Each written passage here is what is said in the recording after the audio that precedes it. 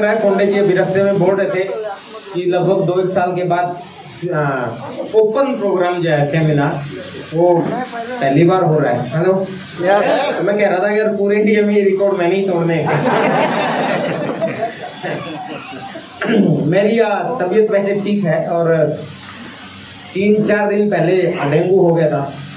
देखिए वैसे तो अपने पास कुछ नहीं हो सकता अपने को, हमारे पास सारे न्यूट्रिशन है, हेल्थ के ऊपर हम लोग काम करते हैं, लेकिन किसी का अगर एक्सीडेंट हो जाए तो वो बंदा चाहे कुछ भी लेता हो मरेगा। ये सब किसी को सांप काट जाए तो वो भी गड़बड़ होगी, मच्छर भी है ना आदमी को गड़बड़ कर देता है। डेंगू जो है वो मच्छर के काटने से होता है, तो मेरे को प्रॉब्लम हो गई थी।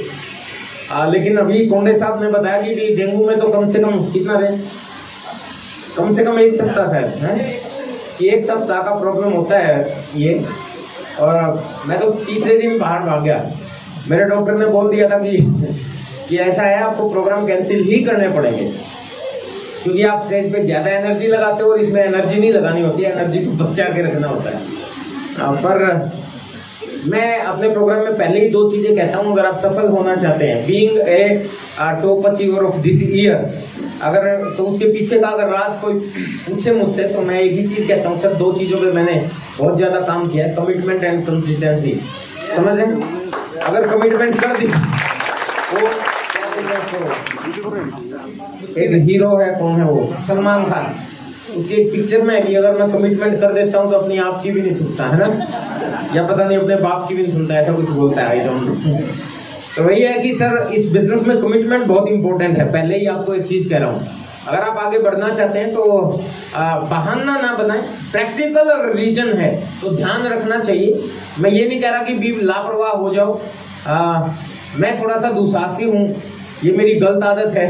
क्योंकि पीछे एक बार और मुझे याद है कि एक बार और मच्छर ने मुझे डस लिया था तब मुझे चिकनगुनिया हो गया था।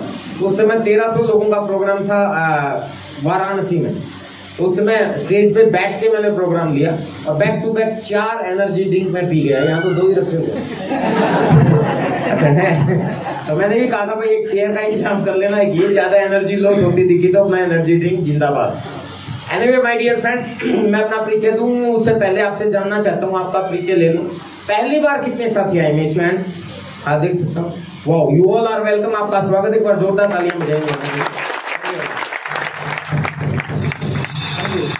मेरा नाम विजय विरोधिया है और मैं बेसिकली कराटे कोच हूँ, मैं स्पोर्ट्स से हूँ। बैकग्राउंड बता रहा हूँ क्योंकि नए साथी काफी हैं हमारे बीच में, वो नहीं जानते होंगे, और लगभग 2.5 साल 3 साल से तो मैं ही नहीं आया यहाँ पे, तो हो सकता कुछ लोग भूल गए हो मेरे को। मतलब दीप जी कह रहे हैं कि नहीं भूले, क्योंकि ये तो बहुत पहले मिले थे मुझे। मैं विजय विरोधिया हूँ और बेसिकली कराटे कोच हूँ। कंप्यूटर इंजीनियरिंग करने के बाद कंप्यूटर का एक सेंटर चलाता था, बैकग्राउंड है मेरा। क्योंकि आपने देखा कि यहाँ जितने भी रॉयल्टी च्यू रहा है, टेक्निकल च्यू रहा है, सबने अपने बैकग्राउंड में बताया, भी कोई सिक्योरिटी गार्ड था, सर ने बताया हैप्पी बर्थडे सर, कहाँ गए सर, जन्मदिन मुबारक हो, थैंक यू, सॉरी मैं उठ के नहीं आया, एनर्जी बचा रहा था। तो सर कह रहे थे मैं सिक्योरिटी गार्ड था, कोई कह रहा मैं ठेला चला रहा था, कोई कुछ था, कोई ऑटो चलाता था, कोई रिक्शा चलाता था, कोई टीचर था, कोई 1 लाख गजटेड ऑफिसर था, हर तरह के लोग आरसी में। ये सुनो, वो क्यों है, ऐसा क्यों है कि भी हर तरह का आदमी आरसी में कैसे कामयाब होता है, क्यों करता है? आरसी में राजनेता भी हैं, आरसी में गजटेड ऑफिसर भी काम करते हैं, आरसी में रिक्शा वाला भी काम कर जाता है और सारे लोग सफल हो जाते हैं। हेलो, तो इसके पीछे का रीजन क्या है? रीजन ये है कि आरसी में ऐसा बिजनेस है जिससे कोई आदमी असुविधा रह ही नहीं सकता। वो आरसीएम करेगा या डब्ल्यूसीएम करेगा, 2 ही ऑप्शन है उसके पास। हेलो, अगर आप सांस लेते हो और दुनिया में रहते हो, जंगलों में नहीं रहते, ये सुनो, तो आपको अपनी जरूरत की चीजें पूरी करने के लिए आपको हल्दी, नमक, मिर्च, मसाले, आटा, तेल, दाल, कपड़े चाहिए ही चाहिए। ये सुनो, वो खरीदने ही खरीदने हैं।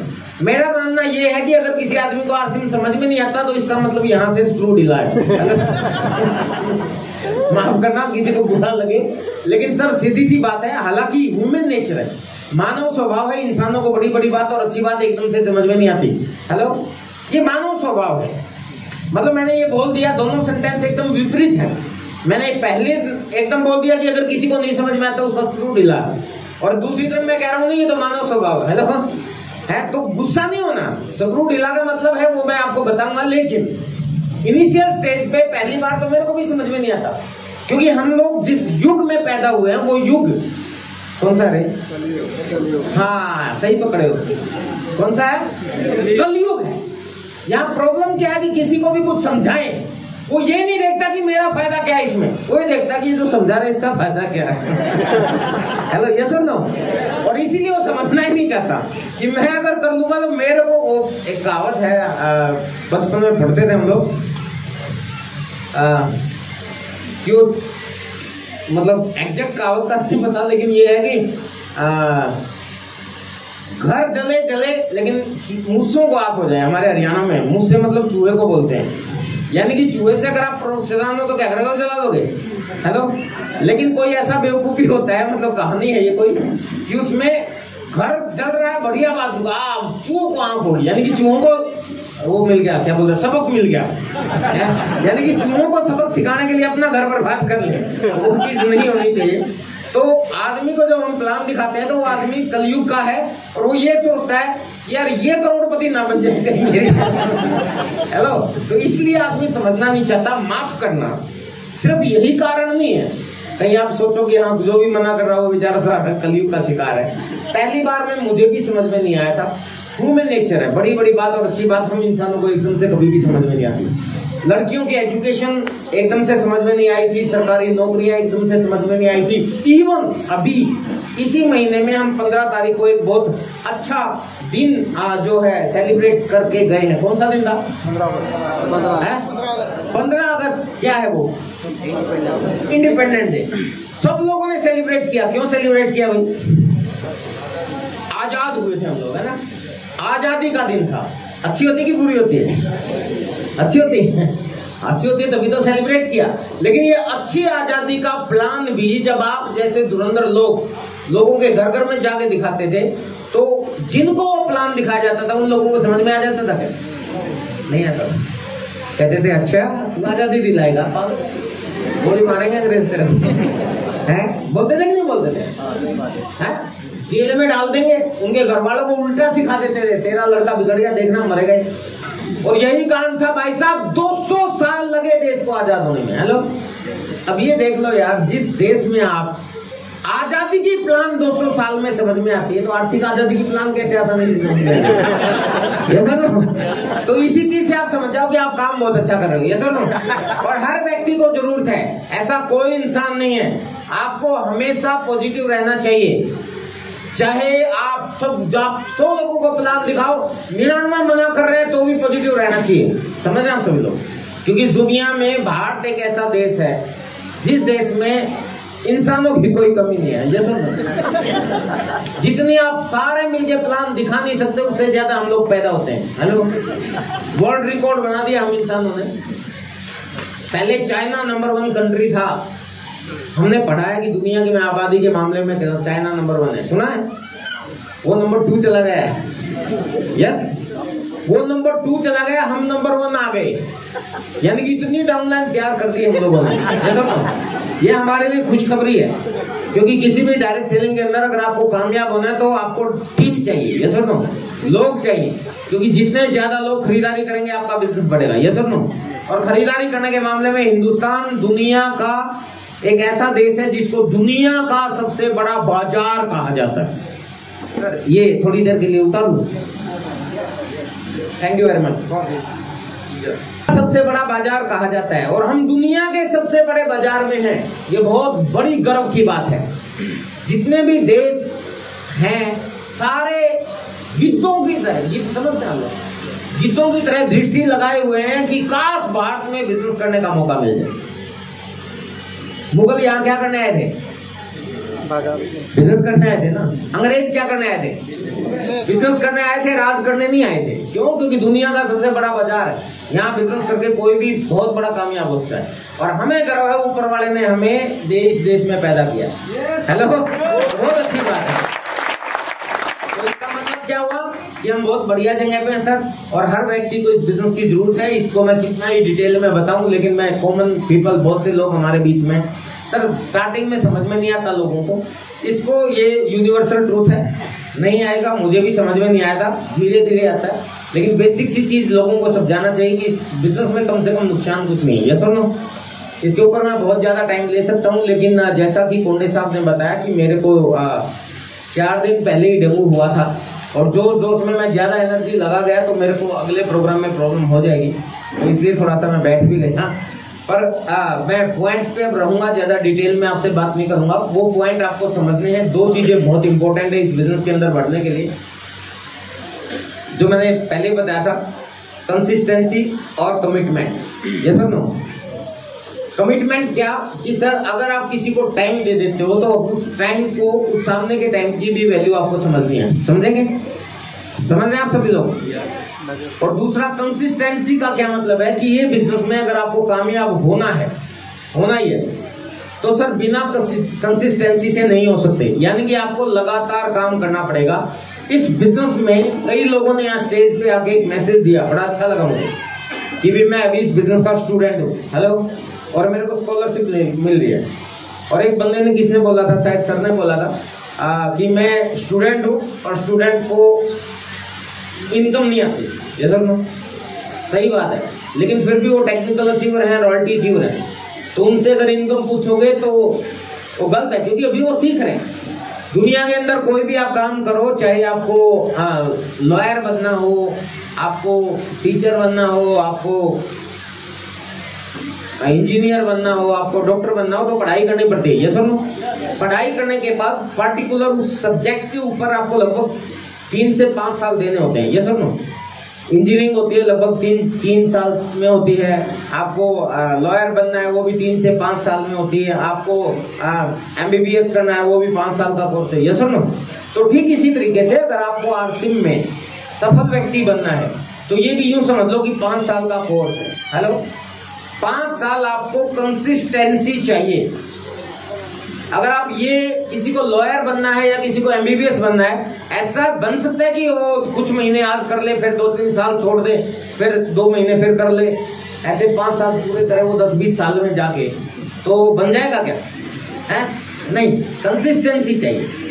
कोई भी काम हो सर, ये मैं नहीं कह रहा, मैं साइंस समझा रहा हूँ, आरसीएम बिजनेस साइंस है, कोई भी काम हो उसके अंदर कंसिस्टेंसी चाहिए। मेरे को अगर बॉडी बिल्डर बनना है, समझ गए, एक दिन में बहुत सारा प्रोटीन पी जाऊं और एक दिन बहुत सारा जिम के अंदर अपना शरीर तोड़ करूं, तो उससे बन जाऊंगा क्या? नहीं, मुझे कंसिस्टेंसी चाहिए।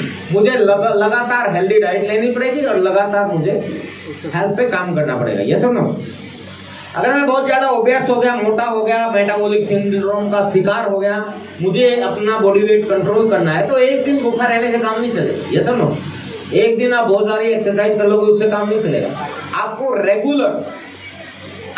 रेगुलर आपको कंसिस्टेंसी के साथ वो रूल्स फॉलो करने पड़ेंगे जो मेटाबॉलिक सिंड्रोम से आपको बाहर निकाल सकते हैं। आपको प्रोटीन डाइट लेनी पड़ेगी, आपको 1500 कैलोरी से ज्यादा खाना नहीं खाओगे, आप 2000 से ज्यादा स्टेप चलोगे, PBA में ब्रेकफास्ट लोगे, हो जाओगे। ये सुनो, लेकिन वो रेगुलर एक दिन में नहीं होगा, 10 दिन में नहीं होगा। तो ठीक इसी तरीके से सर, अगर किसी भी काम के अंदर आपको कामयाबी चाहिए तो कंसिस्टेंसी चाहिए। अगर आज मैं हिंदुस्तान का टॉप अचीवर बना इस बिजनेस के अंदर, मैं आपको बताऊं कि मेरा बहुत पहले से सपना था, ये सच है, बहुत से लोग आप भी ये सपना क्रिएट कर सकते हैं। मुझे याद है जब हम लोगों ने ज्वाइन किया था तो आदरणीय सुरेंद्र वत्स जी, जब 1400 रुपए की इनकम होती थी, उस समय वो सोचते थे कि मैं एक दिन स्टेज के ऊपर हिंदुस्तान का टॉप अचीवर बन के जाऊंगा, मेरे अपलाइन है। और उस समय हिंदुस्तान में 2 लोग ऐसे थे जिनकी 1.25 लाख रुपए से ज्यादा की इनकम पर मंथ थी, और उनकी थी 1400 रुपए। उस समय उन्होंने टारगेट लिया कि मैं एक दिन हिंदुस्तान का टॉप अचीवर बनूंगा। बस सोचते थे उसके बारे में और कंसिस्टेंसी से काम करते थे। कहा जाता है इस बिजनेस में जिस काम को आप शिद्दत से चाहते हो, जिस टारगेट को, और उसको पूरा करने के लिए ईमानदारी से प्रयास करते हो, समझे, वो भी बहुत जरूरी है। सिर्फ मुंगेरी लाल के ऐसी सपने नहीं होने चाहिए, तो उनको पूरा करने के लिए ईमानदारी से आप प्रयास करते हो तो ऊपर वाला भी आपके रास्ते खोल देता है। समझ रहे आप सभी लोग, ये सच्चाई है। तो सुरेंद्र वत्स जी एक दिन हिंदुस्तान के टॉप अचीवर बने। सर मैं भी तभी से सोच रहा था कि एक दिन ऐसा भी आएगा कि हिंदुस्तान में मेरा भी डंका बजेगा। हेलो, मैं सोच रहा था, सोचता रहा। ये हिंदुस्तान में नहीं, मजे की बात ये है, मैं मेरी तारीफ नहीं कर रहा हूँ, आप सब लोगों की तारीफ कर रहा हूँ, चाहे आप किसी भी टीम में हो। मजे की बात ये नहीं है कि हाँ मैं टॉप अचीवर बता, मजे की बात ये है कि हिंदुस्तान के अंदर आरसीएम ने डायरेक्ट सेलिंग के इतिहास में टॉप अचीवमेंट हासिल किया और इसके लिए हर वो व्यक्ति बधाई का पात्र है, चाहे वो किसी भी टीम से हो, चाहे उसका बिजनेस बड़ा हो, चाहे उसकी पिन चेंज हुई हो या ना हुई हो, लेकिन पूरी इंडस्ट्री के अंदर तहलका मच गया। डायरेक्ट सेलिंग इंडस्ट्री में हिंदुस्तान में आरसीएम ने जो किया है, वो भी एक ऐसे समय में जिस समय में एक मजदूर से लेके बड़े बड़े अरबपति तक प्रभावित हुए। पता ना आप सब लोगों को, हम लोग इसी आपके औरंगाबाद में, मैं पहले भी आया हूँ, आज से 3-4 साल पहले आता था, 8-10 साल पहले भी शायद आया हूँ, मुझे याद नहीं है। और जब भी मैं बोलता था ये सर जिंदगी के साथ भी जिंदगी के बाद भी ये बिजनेस है, ये सुनो, आपके सारे अपलाइन ये बोलते आए, चाहे कुछ भी हो जाए ये बिजनेस आपको बहुत आगे लेके जाएगा। रॉयल्टी के बारे में हम लोग बताते आए हैं कि इस दुनिया में लेखक, गायक और साइंटिस्ट 3 तरह के लोग रॉयल्टी लेते हैं, ये सुनो भी। उसके बाद अगर कहीं रॉयल्टी चाहिए, मरने के बाद भी जीवित रहना चाहते तो ये बिजनेस आपको रॉयल्टी देता है। हेलो, बोलते हैं ना हम लोग, ये तो हम बोलते आए हैं। लेकिन कई लोगों ने मेरे से एक दिन बात कही, क्यों बोले जी ये बात गलत है। मैंने कहा कैसे? उन्होंने कहा जी लेखक, गायक और साइंटिस्ट की रॉयल्टी खतरे में। तो मुझे भी दिखाई देगी, सही बात है, क्योंकि लेखक मुंशी प्रेमचंद जी ने जो किताबें लिखी, गोदान और बहुत सी किताबें लिखी, उनकी किताबों को आप जानते हो, आपके पापा जी दादाजी ने पढ़ी, आपने खरीद के पढ़ी, मैंने खरीद के पढ़ी। लेकिन आपकी आने वाली संतान ने क्या उनकी किताबें खरीदेगी? अभी तो इलेक्ट्रॉनिक युग है, ई बुक्स आ गई है, ये सुनो है, नेट पे सर्च करते हैं, प्रिंट आउट निकालते हैं, स्टिच कराते हैं जयराम जी की। हेलो, ये सुनो, तो उन सबकी रॉयल्टी खतरे में। ये सुनो, लेखक का, साइंटिस्ट का एक एग्जांपल देते थे कि भी बल्ब बना के चला गया, बल्ब जिंदगी में हमेशा यूज होगा, उसको रॉयल्टी मिलेगी। हेलो, इस हॉल में कोई बल्ब दिखाई दे रहा है? नहीं है। बल्ब के बाद CFL आ गई, CFL के बाद LED आ गई, आने वाले समय पता नहीं क्या आएगा। ये सुनो, उनकी रॉयल्टी खतरे में। अब गायक को देख लो भाई, मोहम्मद रफी जी, किशोर कुमार जी के गाने मुझे बहुत पसंद है, आपको भी पसंद, आपके पापा जी दादाजी को भी पसंद है, लेकिन आपके बच्चों को पसंद होंगे? उनको तो ये पता नहीं क्या क्या पसंद है, ये तो उनकी बेचारों की रॉयल्टी भी खतरे में। ये सर तो कहते हैं जब लेखक, गायक और साइंटिस्ट की रॉयल्टी खतरे में, तो आरसीएम वाले कैसे कह रहे हैं कि हमारी रॉयल्टी का जिक्र है? तो क्यों हम बोलते थे कि हमारा बिजनेस कपड़े का बिजनेस है और कपड़ा हर आदमी की जरूरत है, ये सुनो। तो बोले क्या पता आगे आने वाले फैशन हो जाए कपड़ा पहनना। तो मैंने कहा, मैं भी सोच में पड़ गया, मैंने कहा यार ऐसे कैसे हो सकता है? तो देखो देखो छोटे होते जा रहे हैं, नीचे से भी ऊपर से भी, तो हो सकता है आने वाले। मैंने कहा भाई छोटे बड़े हो सकते हैं, लेकिन बिल्कुल नहीं छोड़ सकते, नहीं छोड़ दिया तो मैंने कहा यार हो सकता है आने वाले समय में कपड़े की जगह हो सकता है पॉलिथीन पहनना शुरू कर। कोई बात नहीं, आरसी में पॉलिथीन आ जाएगा, क्या प्रॉब्लम? अपनी रॉयल्टी खतरे में नहीं है सर ना। जैसे एग्जाम्पल के तौर पर कोविड आया ना, अभी सबको पता है लहर 1, लहर 2 और अभी लहर 3 का जिक्र चल रहा है। अपने को कोई टेंशन नहीं है। जब कोरोना आया, मजदूर से लेके अरबपति तक प्रभावित हुआ, सबको पता है। हेलो, बर्बाद हो गए, बहुत सी इंडस्ट्रियां तबाह हो गई, देश तक बर्बाद हो गया, सबको पता है। हेलो, बहुत बुरा हाल हो गया। लेकिन ऐसे ही समय में भी आरसीएम यूं चलता है। हेलो, हमने 13 साल का रिकॉर्ड तोड़ा।